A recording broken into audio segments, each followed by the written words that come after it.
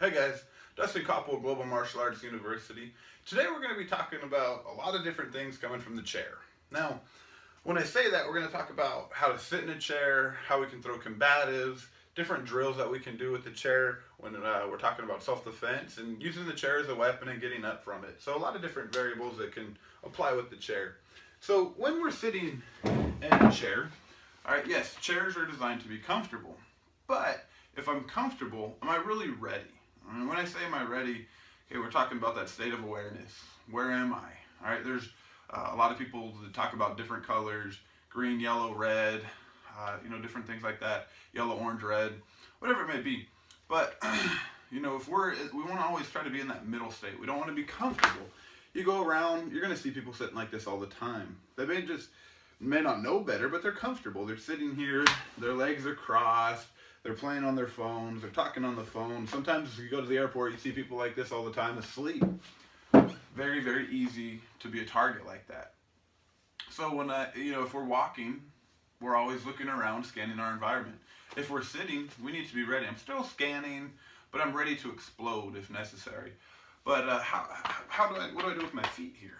Okay, how do I sit? All right, so just a few different things to think about that.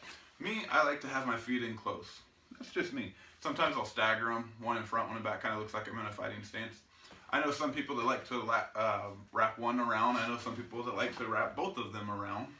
And that's just how they're more comfortable. They can explode from there. It just really depends. Me personally, I like to be in between the legs of the chair. That way I don't get caught up on them when I'm exploding up. All right.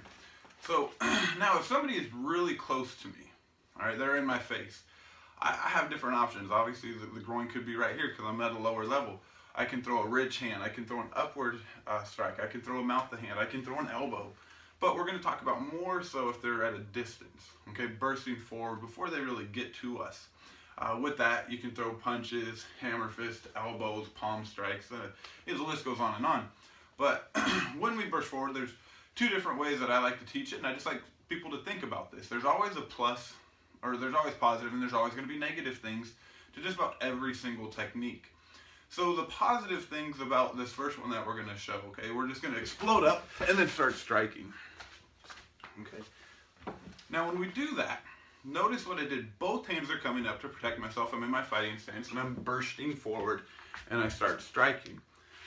The second option is placing one hand down. When I place a hand down and I explode up, I'm just going to be slightly faster. Okay, here, and I'm getting a little bit more power because I can push off the chair and kind of use that. Could the chair go back and it be off balance? Yeah, those are kind of some of the negative things.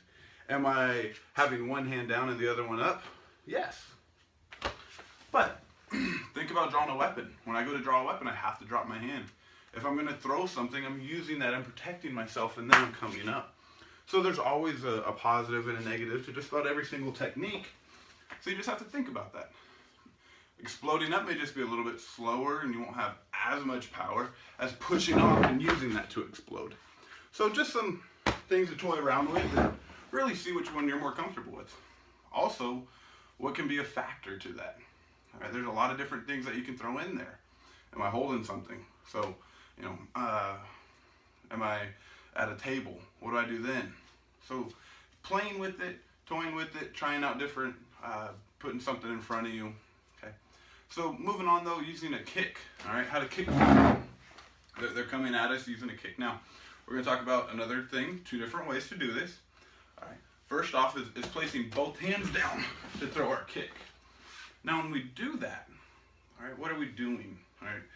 We're getting stability here because both hands are down on the chair to make sure that it's not going anywhere. And I'm kind of using that for power. Now, what's the negative to it? Well, both of my hands are down. All right, so there's a plus and minus. But if I'm throwing a kick, they're already far away as it is.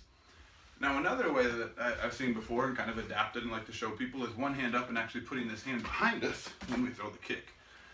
In a stressful situation, if you really put your hand on the side of the chair when you do that, okay, the chair may rock a little bit. So that's you got to be very careful when you're doing this one to make sure that you get your hand all the way back and kind of more in the middle of the chair when you're striking. Positive side, look, I'm protecting myself now. So It just really depends on where you feel comfortable. That's the most important thing. All right. Another element of this is how to come up, all right, and use this as a weapon. Some people may not want to use it as a weapon, but when I'm getting up, okay, I can use I'm using one hand to protect myself and one hand to either disengage and use this now as something that's in between us. I'm kind of using the chair as a stack. All right, I'm stacking them with the chair. Or as I get up, I'm swinging that chair around and I'm using it to strike. Will that always be the case where I can pick the chair up? No. Maybe it's bolted into the ground, and that's stuff that if you're not aware, you won't know any better. But when you're sitting down, you can scoot the chair in and down. You know this stuff. So always being prepared and being ready. And the last thing is do drills from here. Throw your combatives from here. Actually train sometimes to be seated. Maybe being on the couch. Maybe we're on the floor kind of sitting down a little bit too. Or maybe we're on one knee. So just changing it up a little bit, being at a lower level is what I'm really trying to get at with that. And also, it's awesome to train your techniques, your self-defense techniques from here. Having your partner put you in a choke, having your partner pull you from the back, and how am I able to turn and go with them? Whether it's I'm plucking and turning, or it's a hair grab, or they're pulling my shirt, or I'm being pulled forward or sideways, getting weapons involved. The list goes on that you can do from here. So really thinking about that and mixing it up, and that's just gonna make your training go from here to here, making you that much more prepared, and that's the most important thing. Hope you guys enjoyed the video.